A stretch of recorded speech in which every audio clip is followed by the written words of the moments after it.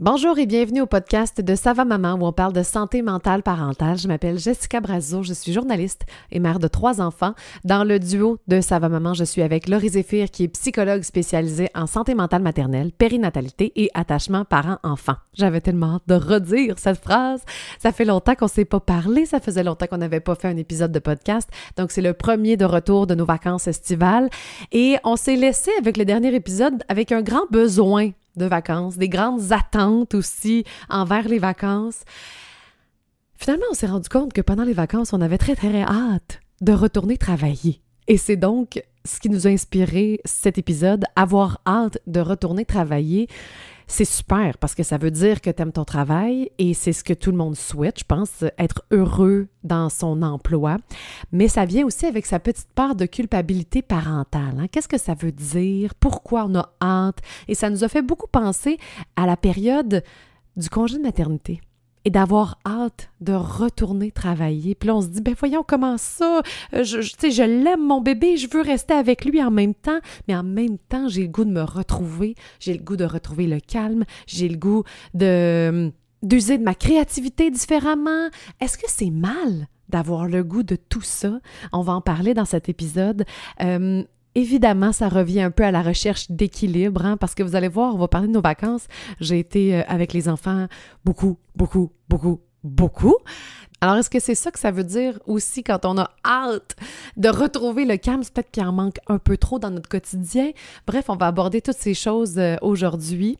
Et finalement, un sujet qui devient assez récurrent sur Ça va maman. Est-ce qu'on assume, dans le fond, la mère que nous sommes vraiment?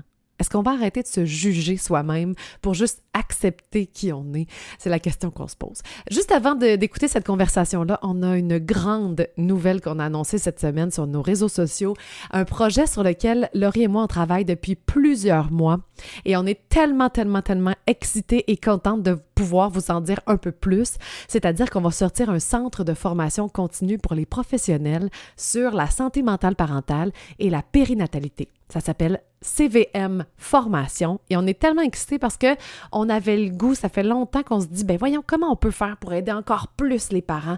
Et Laurie était venue avec cette idée-là parce qu'elle disait, tu sais Jess, des formations en santé mentale parentale et en périnatalité, il n'y en a pas beaucoup. Pourquoi ne pas aller aider aussi les intervenants qui, eux, gravitent autour des parents? Et c'est là que ça a été le début de cette super belle aventure. On va présenter très, très bientôt nos formatrices et on a reçu beaucoup de questions à savoir si les formations étaient créditées par les autres professionnels.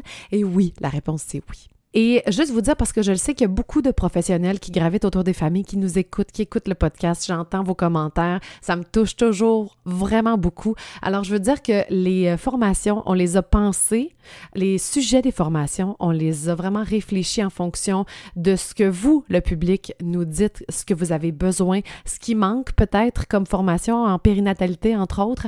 Et ça s'adresse aux psychologues, aux psychothérapeutes, aux psychoéducateurs, éducatrices, aux médecins de famille, aux gynécologues, aux médecins obstétriciens, aux pharmaciens, aux pharmaciennes, aux sages-femmes, aux accompagnantes à la naissance, aux doulas, aux psychiatres, aux infirmières et infirmiers, aux travailleurs sociaux, aux travailleuses sociales, bref, à toute la communauté de professionnels qui gravitent autour des familles pour qu'ensemble, on puisse faire une belle différence pour répondre encore plus à vos besoins et vos difficultés.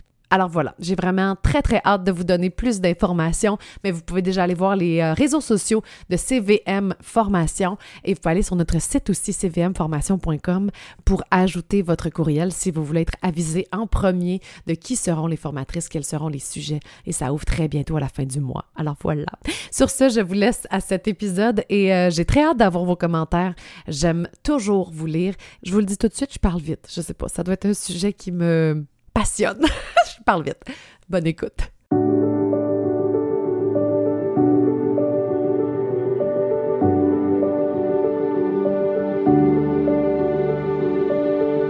Premier podcast de la nouvelle saison. Salut Laurie, comment ça va? Ça va super bien, toi, Jess? Oui, je suis très contente. Je suis très contente qu'on se voit sur Zoom. Excusez, vous entendez mon micro, mon placement. On est vraiment contente de vous retrouver. Oui, Vous avez vu le titre du podcast, donc on va parler de travail. Puis pour nous, notre travail, c'est ça, tu sais, c'est de parler de santé mentale parentale, c'est de se jaser ensemble. Je m'ennuyais de toi pendant les vacances. Ouais, moi aussi! Parce que sérieusement, je pense qu'on se parle à chaque jour dans la vie.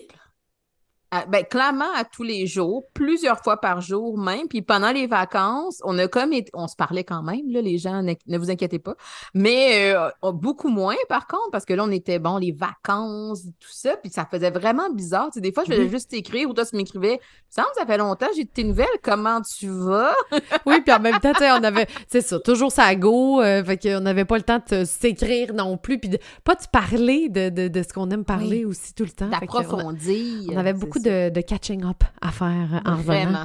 Mais on s'est laissé sur le dernier podcast en vous parlant de l'été, hein? Puis surtout, mes grandes attentes face aux vacances. On se rappelle que le dernier épisode s'appelle « Est-ce que les vacances riment avec patience? » Ouais. Qu'en est-il finalement?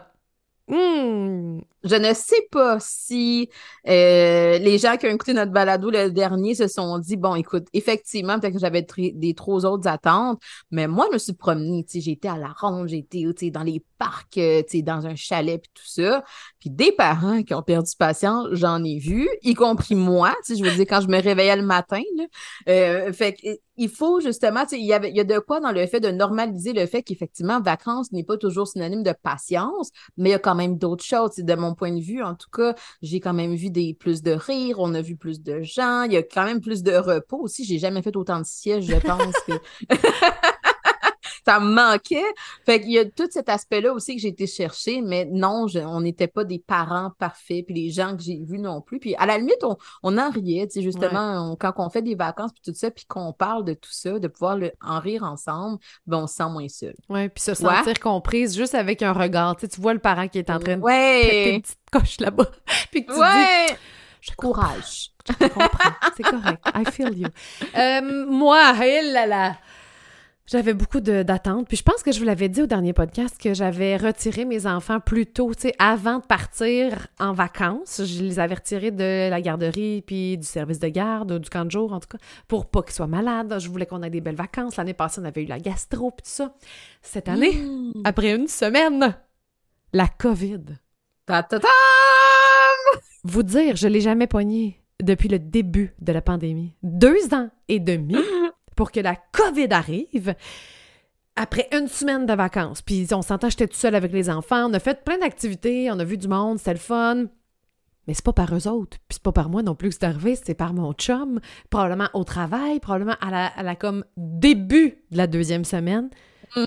Je capotais ma vie. Puis en plus de ça, tu sais, t'essaies tout le temps de te trouver une technique, là. Je suis sûre que toutes les personnes qui ont eu la COVID, qui nous écoutent en ce moment, tu te dis, bon, est-ce qu'on devrait tous le pogner maintenant pour que ça dure moins longtemps? Est-ce qu'on s'isole, on met 14 masques, puis on fait attention pour pas que personne d'autre le pogne? Qu'est-ce qu'on fait? Parce qu'on avait des vacances prévues au camping, on avait des vacances prévues à Baie-Saint-Paul avec des amis. Donc, nous, on a choisi l'option, on le pogne tout de suite.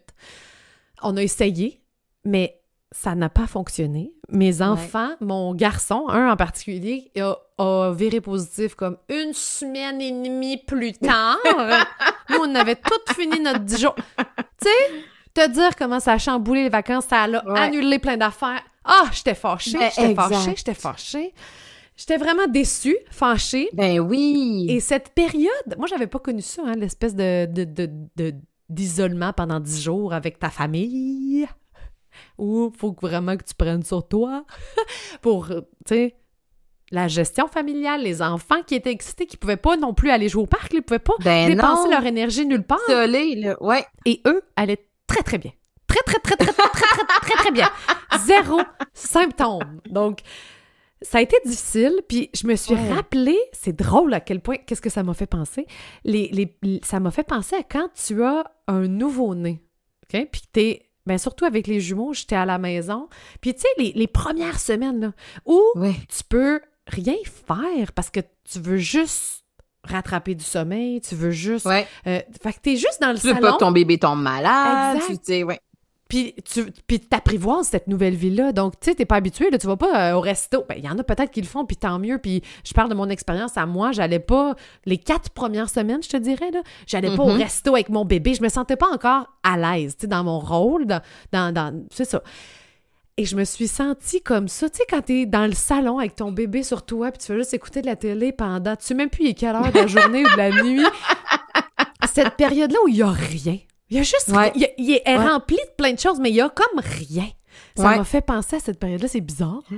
Ben oui, puis je me rappelle que quand tu m'as dit que tu avais la COVID, j'étais comme, ben non, mon Dieu, ça fait 3 semaines que Jess me dit qu'elle va retirer ses enfants, puis tout ce tout ce qu'elle veut faire, tout ça. Mais en même temps, c'est comme si c'était un beau rappel, tu sais, ton histoire, c'est un beau rappel que, ben la vie, c'est ça. Ouais. Puis des fois, justement, on a tellement des attentes élevées que quand la vie nous rappelle que, wow, minute, c'est pas toi qui contrôle les choses, c'est pas toi qui peux tant que ça les planifier puis les planifier d'avance.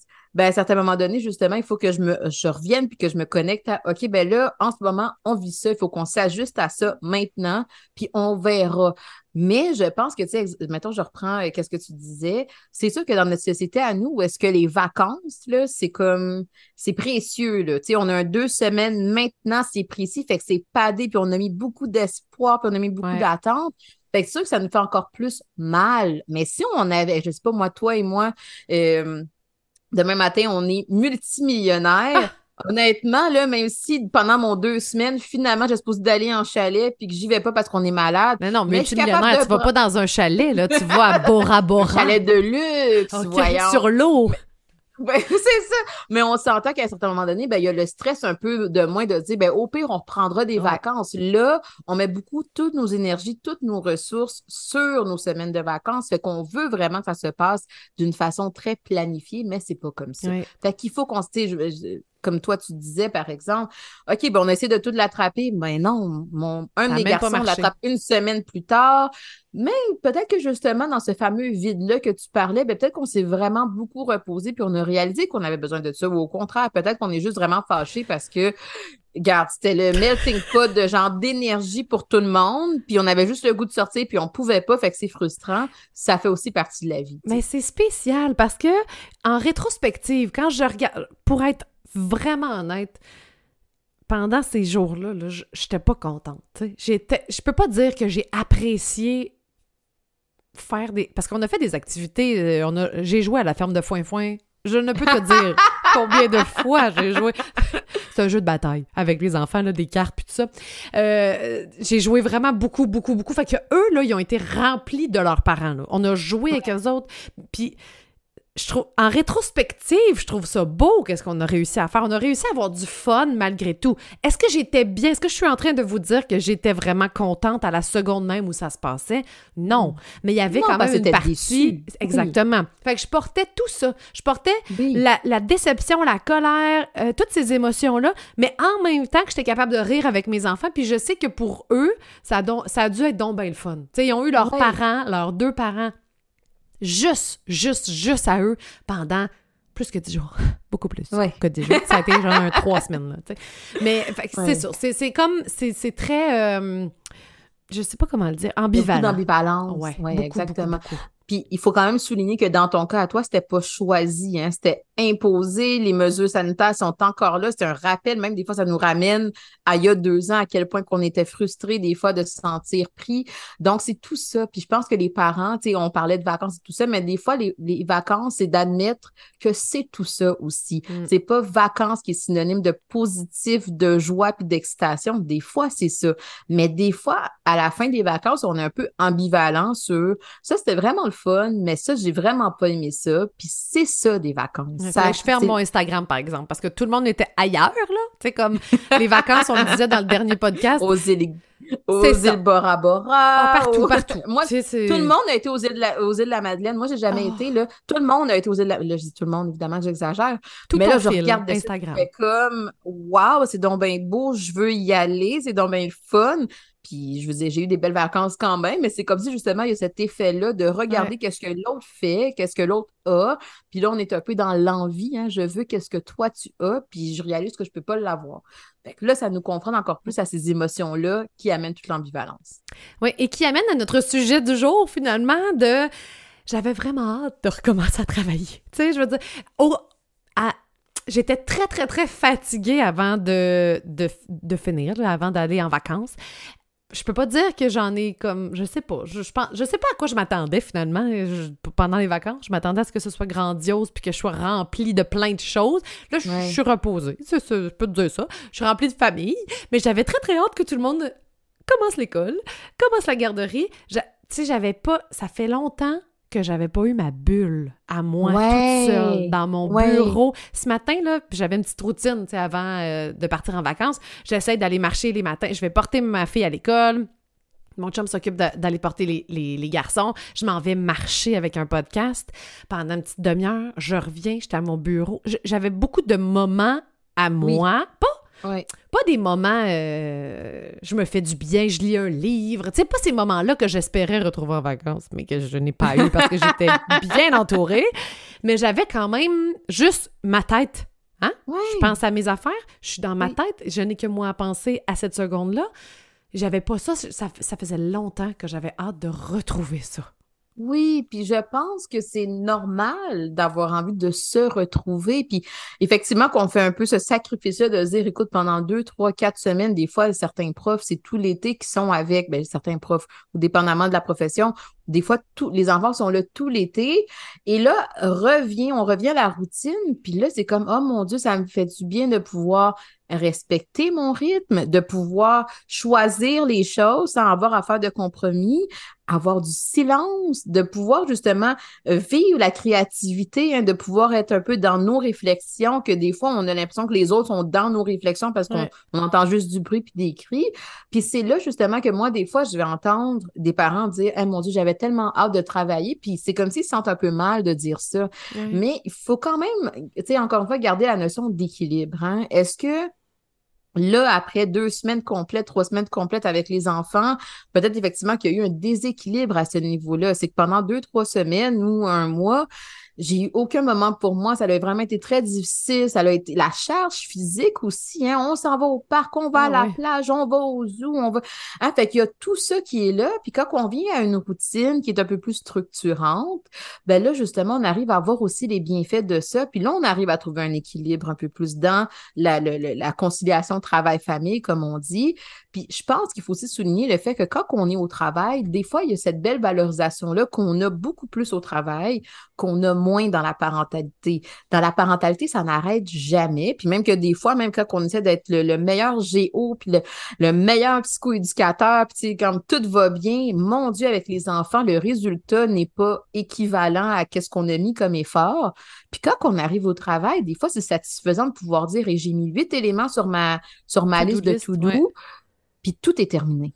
Le sentiment de satisfaction des fois qu'on a au travail, effectivement, qu'on l'a moins dans la parentalité. Fait qu'il faut voir tout ça. On n'a pas besoin de se sentir coupable. C'est simplement de reconnaître qu'on a besoin de cet équilibre-là entre, des fois, je veux me sentir compétent, puis le travail me le donne des fois un peu plus que la parentalité. Puis des fois, ben justement, je deviens parent, puis je suis moins à la recherche de ces objectifs-là, puis j'arrive à concilier les deux. Mais si tu savais à quel point ça fait du bien de t'entendre dire ça. Parce que je me rappelle très bien, moi, de maman, mère ordinaire. Ouais, mère ordinaire pour... je sais qu'il y a beaucoup de gens de la France qui nous écoutent. C'est une influenceuse très, très, très connue ici au Québec. Elle avait écrit, à un moment donné, après 2 semaines de vacances en famille, « Ouf, j'aurais besoin d'une semaine de vacances de mes enfants, tu sais. » Puis elle s'était fait injurier, là. Il y avait tellement de jugement là-dedans. Je ne suis pas certaine que c'était tant que des parents que ça qui écrivaient des jugements quand je regardais les noms en dessous et tout ça. Je suis pas sûre T'allais regarder les profils des gens. T'as-tu des enfants, toi? Pas sûre qu'il y avait des enfants entre 0 et 5, mettons. OK? On va dire ça de même. Mais reste le fait qu'on l'injuriait parce que c'est comme si c'est mal de dire qu'on a besoin de temps seul, tu sais, de temps sans eux. Ça veut pas dire que je les aime moins. Ça veut aucunement dire ça. Mais encore aujourd'hui, c'est comme si... Oui, c'est un très beau privilège d'être parent, OK? Je sais qu'il y en a plein qui voudraient l'être puis qui ont de la difficulté puis que c'est leur rêve ultime. Mais quand ils vont arriver là, eux autres aussi vont peut-être avoir besoin d'un équilibre. C'est juste ça. Tu sais, c'est ça que je trouve qui manque dans le discours ambiant, c'est oui, je les aime, mes enfants. Oui, je veux passer du temps avec eux autres, mais c'est-tu drôle, hein? Oui, j'ai besoin aussi de mon travail. Oui, j'ai besoin aussi de mes amis, de mon moment seul, de mon moment... Tu sais, est-ce que c'est mal? Tu sais? Puis on se sent coupable parce que c'était pas ça... Je sais pas si c'était parce que c'était pas ça avant, tu sais, dans une autre époque, les enfants étaient beaucoup, on en a souvent parlé, même sur Ça va, maman, ils étaient plus à la maison, les mamans étaient plus à la maison. Encore là, peut-être qu'elles avaient leur équilibre alors qu'ils allaient jouer dehors, tu sais, pendant jusqu'à 8 heures le soir, tu sais. Mais exact, mais t'amènes plein de beaux éléments, c'est-à-dire, tu sais, si je reprends l'incident avec Mère ordinaire, on est très inconfortable avec l'ambivalence, justement. L'humain est comprendre. Fait que des fois, justement, on aimerait que les choses soient tout blanc, tout noir. Mais c'est rarement le cas. Fait que là, derrière cette publication-là de Mère ordinaire, c'est comme si peut-être, là, évidemment, je les connais pas, mais peut-être que pour certaines personnes, c'est OK, wow, là, tu dis que t'aimes tes enfants, mais en même temps, tu devrais prendre congé d'eux. Fait que là, j'ai plus tendance à vouloir t'attaquer pour te faire voir cette contradiction-là. Et au contraire, être parent, c'est de tolérer des fois ces contradictions-là. Je les aime d'amour. Je serais prêt à mourir pour eux. Mais honnêtement, oui, c'est difficile d'être parent par moment. Pas tout le temps, mais oui, c'est épuisant d'être parent par moment, ne serait-ce que, tu sais, on donnait l'exemple de la solitude. Quand tu as des enfants de 0-5 ans, des fois, ça se pourrait que tu te rappelles même pas quand est-ce que tu as été chez toi à la toilette tout seul. Oui! Il y a toujours quelqu'un dans ta bulle. Il y a toujours quelqu'un qui veut une collation. Il y a toujours quelqu'un qui veut des bulles. Puis il y a quelqu'un qui est pas content d'avoir des bulles. Fait qu'à un certain moment donné, il y a comme toute cette charge-là, hein, le bruit et la stimulation. Fait qu'il faut admettre quand même que la parentalité, ce n'est pas toujours facile, mais ça ne veut pas dire qu'on aime moins être parent. Puis c'est là que cette dichotomie-là, il faut effectivement y faire de la place. Tu sais, tu parlais des familles d'avant, là, ou même dans d'autres cultures, on peut le voir, mais la notion de solitude, elle était moins là qu'elle l'est aujourd'hui, et la notion d'hyperparentalité, elle était moins là qu'elle l'est aujourd'hui. Fait qu'aujourd'hui, justement, on se dit, bon, ben parfait, c'est les vacances, fait que allez, on va regarder toutes les activités qu'on peut faire. On va essayer de faire des choses spéciales à la maison, les fêtes d'anniversaire. Avant, peut-être que c'était juste un gâteau au souper, puis aujourd'hui, une fête d'anniversaire pour nos enfants. Si on invite les gens à la maison, on décore, je te connais. Hey, juste vous dire que nous, la date qu'on enregistre présentement, c'est la fête de mes garçons. 4 ans, tu veux pas voir la cuisine. Oh my God! Mais justement, c'est un bel exemple de...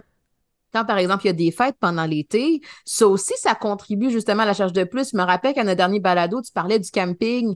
Ben justement, il y a toute la charge. Avant, il y a beaucoup de familles qui en faisaient même pas tant que ça des vacances parce qu'ils voyaient pas tant l'intérêt. Il y a beaucoup de charges, c'est dispendieux. Fait que quand on met tous ces éléments-là ensemble, oui, il faut admettre le fait que d'être parent, aujourd'hui, ça a une autre couleur qu'être parent avant. Et il faut admettre que vu que c'est difficile, il faut qu'on soit capable, en fait, d'assumer le fait que c'est difficile pour être capable de se dire, mais parce que c'est difficile, c'est pour ça que j'ai besoin d'avoir un peu plus de temps pour moi. C'est pour ça, peut-être, que j'ai besoin de pouvoir me dire, hey, là, honnêtement, aujourd'hui, on fait rien parce que là, j'ai besoin de me reposer. Il faut être capable de voir cette difficulté-là pour être capable d'avoir des interventions, des actions qui mènent vers l'équilibre et non pas simplement dans je me draine dans la fatigue. Oui, il y a plusieurs affaires qui me viennent quand tu parles de ça, quand je t'écoute. De un, je pense que, tu sais, qu'il y a comme ma mère, elle me disait... Elle s'ennuie beaucoup de nous aujourd'hui, elle nous voit moins souvent parce qu'on est grande, je veux dire, j'habite plus avec elle, bon, puis elle me le dit, et que, qu'est-ce que je donnerais pour réentendre « maman », puis que j'étais tannée des fois d'entendre « maman », je voulais plus, j'étais comme « non, là, ça suffit », puis je me souviens très bien d'elle, je me souviens de, tu sais, la façon qu'elle est placée, comment elle dit « là, ça va faire, j'ai besoin de temps », puis elle s'en allait marcher, tu sais. Fait que c'est ça. Puis c'est ce que les grands-parents disent souvent, tu sais, « profite-en, ça passe vite ». Bon, ça, là, je comprends. Puis on dirait qu'on essaye... Moi, je porte cette petite culpabilité-là en me disant « profite-en, Jess, parce que tantôt, tu vas t'en ennuyer. » Fait que j'essaie de prévoir pour quand je vais m'en ennuyer, est-ce que mon réservoir va avoir été assez rempli? En ce moment, il débordait, là, mon réservoir. Mais tu sais, je le garde plein pour qu'un jour, quand il va être vide, mais je suis certaine que le moment où il va se vider, ce réservoir-là, ça va quand même me faire quelque chose. Tu sais, c'est comme si on voudrait l'équilibre tout le temps. Je parle sur une ligne du temps. Ouais. Et c'est impossible. Donc, en ce moment, c'est intense. Tantôt, ça va être plus bas. Puis je vais me rappeler des beaux souvenirs de quand mes enfants m'appelaient tous maman en même temps. Oui. Je vais avoir oublié le fait que j'avais besoin de respirer un petit peu, tu sais. Ben, t'auras peut-être pas oublié, mais je pense que ça souligne à quel point ben, on évolue. On évolue comme parents. Fait que peut-être que je reprends l'exemple de ta mère. Hey, ça fait peut-être 30 quelques années, 20 quelques années qu'il n'y a pas de petits-enfants qui sont là puis qui m'appellent maman, maman. Puis là, j'essaie d'appeler ma fille une fois par X jours, puis des fois, je l'attrape pas. Fait que c'est sûr que ça l'amène une autre posture. Et c'est là, des fois, qu'on essaie de comparer des pommes puis des oranges. Toi, maman, tu l'entends 100 fois par jour. Elle l'envoie X fois par semaine. C'est ça. Fait que peut-être que justement, là, on essaie de se dire, hey, moi, je veux qu'est-ce que toi t'as? Puis toi, tu dis, ben non, moi, au contraire, je voudrais avoir un peu de calme. Et c'est là, justement, que des fois, un peu comme que tu dis, ça nous amène à vouloir prévoir qu'est-ce qui va arriver dans le futur. Hein? Je veux être sûre de remplir mon réservoir maintenant pour le futur, mais en même temps, en ce moment, qu'est-ce que je ressens? C'est que je suis tannée de l'entendre maman 100 fois par jour. Ben, il faut que je me colle un peu plus à mon besoin actuel, tout en étant, tu sais, on peut s'inspirer des autres. Tu sais, on peut justement se dire, hey, toi, je vois comment est-ce que tu t'ennuies d'avoir ça. Je réalise la valeur que ça a pour moi, mais comprendre la valeur que ça a d'entendre maman ne veut pas dire que je dois aimer le fait de l'entendre 100 fois par jour non plus. Je suis consciente à quel point c'est précieux, mais en même temps, je suis capable de me coller à mon ressenti qui me dit, mais des fois, j'ai besoin de ma bulle. Ouais. Puis après ça, justement, on gravite parce qu'on évolue là-dedans. Puis il y a l'autre aspect qui me venait aussi, c'est dans la comparaison, justement. J'ai comme l'impression qu'on essaye de comparer pour... Il y a comme... On se met une norme là, sociale, là. Puis, il faudrait toutes avoir le même niveau de besoin de moments solitaires ou moments avec des amis ou de... Tu sais, quand il y a beaucoup de jugement envers, justement, les autres, de « Voyons que tu as besoin d'une semaine de vacances pour te reposer de tes enfants. » Ouais, mais on oublie l'aspect individuel de chacun. Moi, je ne suis pas comme mon ami. Moi, je ne suis pas comme ma mère. Je suis unique et on essaie d'appliquer, je trouve, souvent, une once fit for all. Tu sais, c'est comme... Vraiment, vous devriez... Bon, vraiment. là, vous avez une journée par semaine, est-ce que ça irait? Ou une journée par mois? Mais ça se peut que moi, j'en ai besoin 1 heure par jour, puis que toi, ça soit 1 heure par mois. T'sais? Mais ça, il n'est jamais dans l'équation quand on se parle entre parents sur les réseaux sociaux ou dans la vie, tu sais. Mais exactement, mais parce on n'a pas ce temps-là où on prend pas le temps d'approfondir ces éléments-là. Sur les médias sociaux, là, à un moment donné, en 2 lignes, je peux pas savoir c'est quoi, toi, tes réactions au manque de sommeil? C'est quoi la place de l'entourage que tu as autour de toi? C'est quoi la dynamique de couple dans laquelle tu es? Quel type d'emploi tu as? C'est quoi ton type de tempérament, de personnalité? Si j'ai quelqu'un d'introverti, puis j'ai quelqu'un d'extraverti, ben justement, est-ce qu'on va vraiment recevoir les choses ou à un moment donné dans un des balados, je sais plus si c'est balado accompagnement, on parlait de l'hypersensibilité. Ouais. Fait que pour le parent, justement, qui est hyper sensible ou qui est très réactif aux stimulations, d'entendre crier toute la journée au parc aquatique, ça n'a pas le même effet pour l'autre personne qui est capable un peu de se couper du son. Fait qu'il faut regarder tous ces éléments-là et elle est là toute la pertinence de se dire, oui, tout le monde se compare. L'humain se compare. Et ça peut être sain de se comparer, mais à la fin de la journée, il faut que je sois capable de me regarder et me valider pour me dire, oui, mais moi, voici ce que je connais de moi. Ouais. Moi, je sais que si j'ai pas ça, là, je deviens le Grinch, puis je deviens Hulk, puis ça fonctionne pas pour moi. Il faut que je sois capable de donner de la valeur à ça au-delà de qu'est-ce que les autres font. Parce que les autres, tu ne sais pas comment est-ce qu'ils ressentent, perçoivent, interprètent les choses. Et comment ils sont avec leurs enfants? Parce qu'on ne sait pas ce qui se passe derrière les portes des maisons, tu sais. Oui. Au final, là, c'est la relation entre le parent et son enfant. À part les relations privilégiées qu'on a, là, moi, je peux dire les choses que je ressens vraiment à mes amis ou à ma mère. Mais sinon, les gens ne le savent pas. Et moi, si je regarde micro, là, au lieu de regarder là, qu'est-ce que j'ai l'air dans la société en voulant ça, parce que souvent, on va laisser rentrer la culpabilité. Hey, elle, comment ça qu'elle est capable, puis moi, je suis pas capable, puis pourquoi elle n'a pas besoin? Moi, j'en ai une amie, elle a beaucoup d'enfants, beaucoup, et elle pourrait être avec eux autres non-stop, tout le temps, il n'y a pas de problème. Mais quand on a une discussion, il ne faut pas que j'oublie qu'elle est même puis que je suis différente. Parce que sinon, je rentre dans un pattern, là, je me compare, puis je me compare et je me dévalorise en tant que mère, parce que je suis bon. Mais si je regarde micro, ma relation avec mes enfants, parce que dans le fond, c'est pour eux que ça compte. Le reste, là, si on regarde ça pour vrai, là, on s'en fout, là. Donc, pour eux, je sais très bien que quand je suis remplie ailleurs, je suis meilleure pour eux. C'est tout ce qui compte au final. Mais c'est juste difficile de garder ça en tête de s'accrocher à ça dans nos choix et nos décisions et notre vie, finalement. Mais tu as raison sur le fait que c'est difficile. Mais en même temps, puis tu sais, c'est un peu à ça que ça sert, ça va maman, c'est quand on se fait des rappels de ça, c'est là qu'on, tu sais, mettons, après ton souper, là, t'es dans ta voiture, puis là, tu te dis, mon Dieu, hein, elle était capable de faire ci, elle est capable de faire ça. Et on essaie un peu d'attraper cette pensée-là, puis se dire, ah non, je vais pas commencer à me dévaloriser, je sais que j'ai tendance à le faire. Et là, on essaie de se rappeler, de ramener à la conscience, oui, mais en même temps, je le sais que moi, ça fonctionnerait pas pour moi. Moi, je le sais que qu'est-ce qui me fait du bien, c'est ça. Moi, je sais que qu'est-ce qui fonctionne pour nous, c'est ça. Et là, justement, c'est là qu'on arrive à un peu plus se décoller de la comparaison et se dire, parfait, je me suis comparée, ça arrive à tout le monde, mais voici pourquoi je fais les choses, je les assume, je les accepte. Puis ça, des fois, c'est le petit bout qu'on a de la difficulté, c'est qu'on n'accepte pas ces côtés-là de nous. Il y a des gens qui sont plus patients que d'autres, il y a des gens qui sont moins patients que d'autres. Tu sais, là, je parle beaucoup du parent. Je lève la main. Du parent. Pas patiente.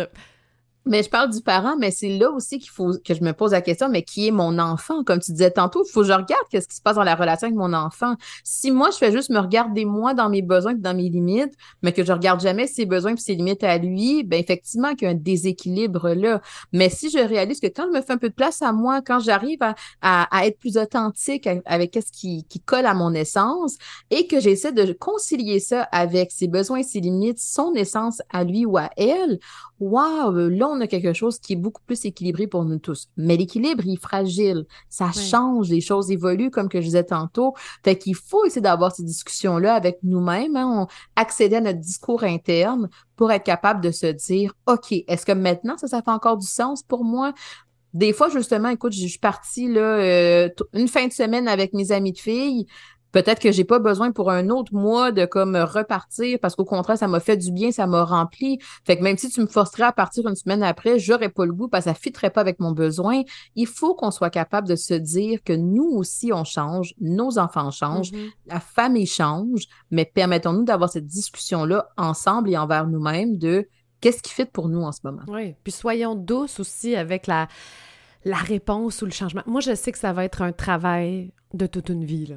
Je le sais. Je sais que m'accepter comme je suis, puis je me valorise de plus en plus. C'est comme moins tape sa tête que c'était avant en tant que maman, je veux dire. Mais accepter la mère que je suis avec...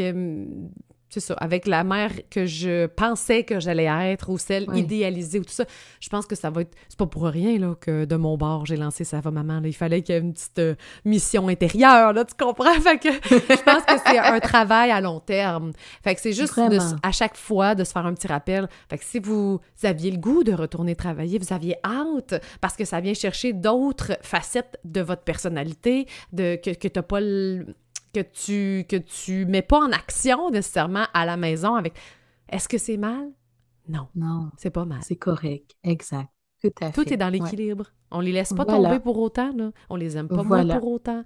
Tout est dans l'équilibre. C'est pas non plus de seulement travailler. Tu sais, c'est pas... On n'est pas dans ce discours-là du tout. On est dans le discours de l'équilibre. C'est tout. Exactement. Trouver l'équilibre dans les différentes sphères de nos vies en fonction de qui on est.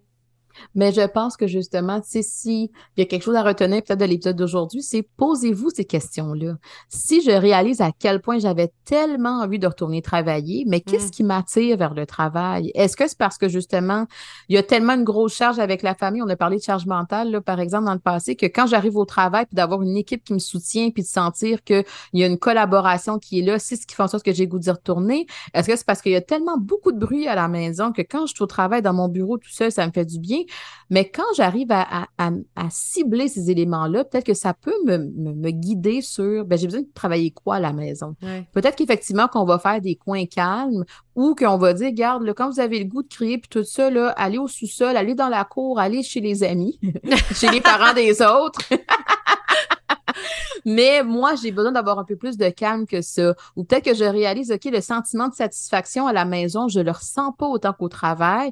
Est-ce qu'il y a une façon que je pourrais ressentir ce sentiment-là de satisfaction? Hey, regarde, quand on fait je sais pas moi, une activité ou un bricolage à la fin, j'aime ça sentir que tout est rangé, tout est propre. Des fois, ça peut être des choses qui peuvent nous sembler un peu banales, mais peut-être que on réalise à quel point on a besoin de ça pour être capable de moins ressentir le déséquilibre entre la famille et le travail, tout en ayant des attentes réalistes que Ben, la vie de famille, surtout quand les enfants sont jeunes, c'est sûr que ça ne sera pas aussi contrôlé, planifié, régi qu'un milieu professionnel. Mais Exact. il y a quand même des belles réflexions à avoir. Effectivement. Tu sais, moi, je le sais que j'avais si hâte parce que, je veux dire, j'ai manqué de temps pour moi. Si on avait eu des vacances normales, là, pas de COVID, là, pas, tu sais, les enfants auraient été joués au parc, juste assis sur le banc de parc à les regarder, c'est un petit moment de calme. Donc, on a instauré la règle de on joue au roi du silence.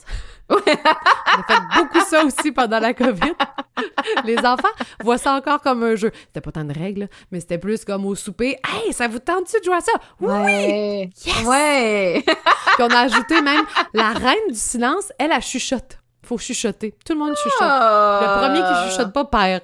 C'est du plat. C'est donc bien une belle proposition de jeu, ça. Tu vois, on a été créatifs quand même pendant cette COVID. Voilà. J'espère que ça vous a fait du bien, cet épisode-là. On aime toujours avoir vos commentaires, on aime toujours avoir vos avis, comment vous avez perçu ça, qu'est-ce que ça vous a fait de l'écouter. Alors, sentez-vous libre de nous écrire. Et on a très hâte de vous retrouver déjà. Hein? On avait hâte de revenir travailler, et là, on est là. Je te dis, je sais que dans 2 mois, je vais te dire « Oh mon Dieu, je suis fatiguée, j'ai hâte à Noël. » Oui, c'est sûr. Je pense dans une semaine, peut-être qu'on va dire « Hey, des vacances! » Ouais, fait que la recherche d'équilibre, c'est jamais constant, c'est toujours fluide. Faut juste essayer de la retrouver et se dire que c'est un travail d'une vie, l'équilibre. Voilà, sur ces sages paroles. À bientôt tout le monde. À bientôt. Si vous avez aimé le contenu de ce podcast, vous pouvez toujours écrire un avis ou encore mettre des étoiles sur iTunes et Spotify. Ça aide vraiment à faire connaître le podcast. Merci beaucoup et à très bientôt.